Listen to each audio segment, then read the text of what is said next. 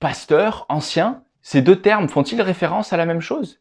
Et si c'est vraiment le cas, pourquoi faisons-nous des différences dans nos églises? J'ai grandi dans le milieu évangélique, et dans la plupart des églises évangéliques, en tout cas celles que moi j'ai fréquentées, dans la tête des gens, et dans ma tête aussi, il y a cette idée que la hiérarchie ecclésiologique, la hiérarchie dans l'église, c'est qu'il y a un pasteur principal qui se trouve à la tête de la pyramide, puis il y a un collège d'anciens qui se trouve en dessous, et puis après peut-être des diacres, et puis le reste des membres. Alors, j'aimerais vous montrer que bibliquement, ce n'est pas vrai. Pasteur et ancien, au final, font référence vraiment au même office, c'est le même ministère. La seule différence, c'est qu'il y en a un qui a un plein temps, ou même plusieurs, hein, il peut y avoir plusieurs pasteurs à plein temps dans une église, et que les anciens, en tout cas ce qu'on appelle les anciens, ce sont ceux qui ne sont pas à plein temps. Alors dans la Bible, il y a trois termes pour faire référence aux responsables d'église. Il y a prosbutéros, qui veut dire ancien, hein, c'est le grec, prosbutéros. Il y a épiscope, qui veut dire évêque ou responsable. Et puis il y a poimen, qui veut dire pasteur. Et j'aimerais vous montrer à partir de Actes chapitre 20 que Paul, pour lui, ces trois termes font vraiment référence au même office. Ces trois termes font référence à la même chose.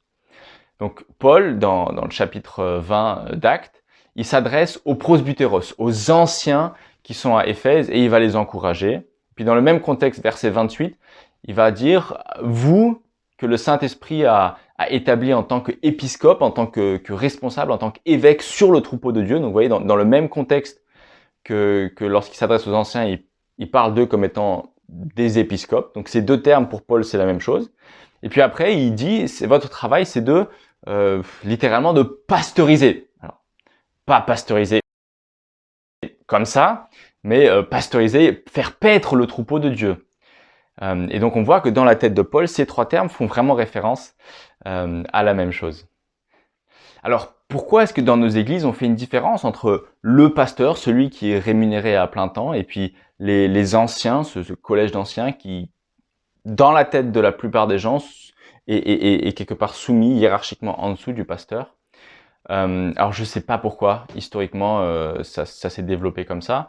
Mais en tout cas, une chose est sûre, c'est que actuellement c'est comme ça. Et dans la tête de la plupart des gens, si on leur demande c'est quoi la différence entre un pasteur et un ancien, les gens vont vous expliquer, bah oui, le pasteur, c'est celui qui est à plein temps et c'est celui qui dirige un peu les anciens. Alors, bien sûr, pour tous ceux qui ont un peu fait de théologie et qui sont en responsabilité généralement dans les églises, ils savent que c'est pas vrai et que c'est un groupe d'anciens, un groupe de pasteurs qui prennent des décisions ensemble. Généralement, bien sûr, celui qui est à plein temps, il aura plus cette position de leadership que ceux qui ne sont pas à plein temps. Mais moi, je pense que, en fait, le fait d'utiliser deux termes différents, la plupart des gens sont confus et ils pensent qu'il y a une réelle différence. Alors, je connais une église dans laquelle, pendant très longtemps, où il y a jamais vraiment eu de pasteur à plein temps, ils avaient juste un collège d'anciens. Et quelque part dans cette église, il y avait cette attente qu'un jour, il y a quelqu'un qui va venir, un plein temps, un pasteur. Et c'est comme s'il y avait cette attente, ah oui, il nous manque encore quelque chose dans notre église pour être complet.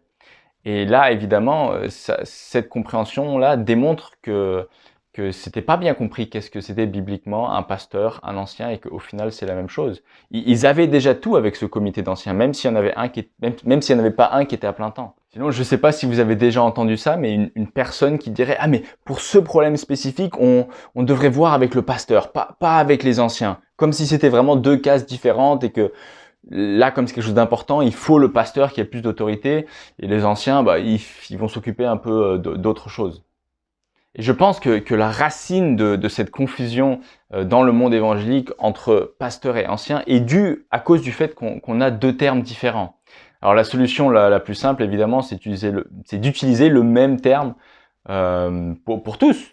Tous ceux qui sont anciens, slash évêques, slash pasteurs, bah, c'est la même chose. Même s'il y en a certains qui sont à plein temps et d'autres qui ne le sont pas, au final, c'est vraiment la même chose.